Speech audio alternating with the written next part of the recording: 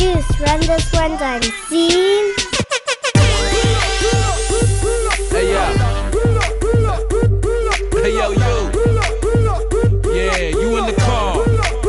You need to turn this up. Hey yo, reload it up, cock it, him in that whip, pop it. Shots from my mouth, blast off like a rocket. Venom cap, stopping my hustle, don't knock it, man, cause they clapping when I'm chilling in the tropics. The title is called Genreless, and that means that there's no boundaries, there's no box. It's not this, it's not that, it's music.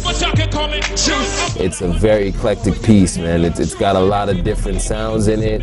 It's got a lot of hot music that I think no matter where you are in this world, you can still enjoy. It's a fusion of different sounds, different genres of music, you know, everywhere from rap to rock to country to reggae and dancehall and all the stuff in between. Coming where I come from in Toronto, it's very multicultural. We have a lot of different vibes, a lot of different cultures in the city, man, and I think that this is something that really embodies what Toronto is all about.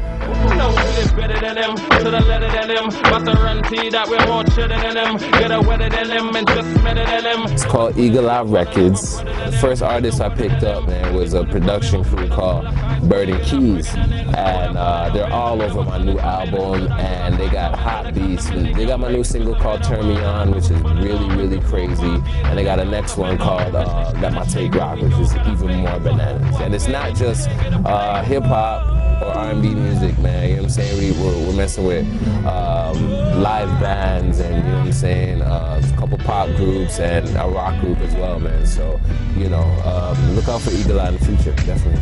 I see the rising of the sun, I see a new day, I come time for blessing to run. Boy, I earn my respect and now a time to collect, and me not take no check. The most memorable video, I would say, would be A New Day, you know what I'm saying, because that was a joint. It was up for Much Music Award. It was in heavy rotation for a long time. It turned into something very special. It was featuring Color Brown, one of my favorite artists, man. Research Color Brown if you never heard him. He's just like amazing in whatever he does, man. I'll never forget it, man. Just being in the studio, putting it together, getting him on it, seeing him smash it, you know, writing that just came from the heart, man, and just having the people develop it. That's when I really became Rochester at that point, you know what I mean? Everybody started to notice. When I say hit, y'all say hop, hit, hop, hit, hop. When I say don't, y'all say stop, don't stop, don't stop. Being in Africa and stuff like that, man,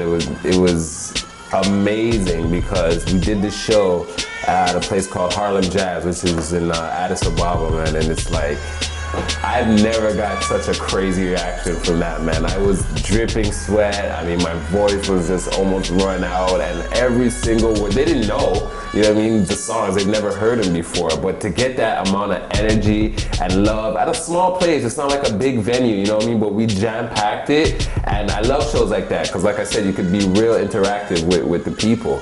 And everybody came up to me and really loved me, and they wanted me to stay. They're like, don't leave, just stay here in Ethiopia, man, and just do shows here. I've always been working with people.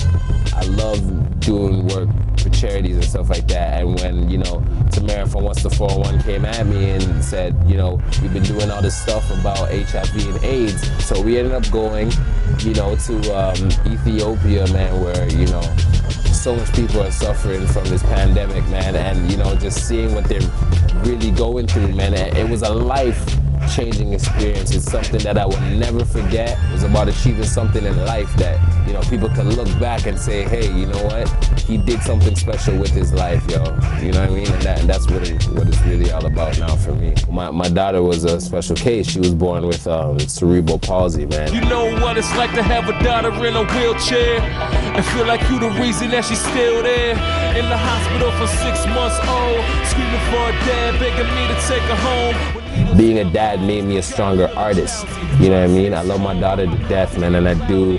I really want to see her develop properly, and it's been hard not seeing her, you know, talk at a regular age or walk or, you know what I mean, do the things that normal kids are doing, man. I just hope that what I'm doing can somehow, you know, get back to her, you know what I mean, can just the money that I'm making off of tour and stuff like that, it's all going towards her. Shout out to Alyssa, I love her to death. You know, Will Smith once said that success is knowing about what you want and being ready to die for it by any means necessary, right?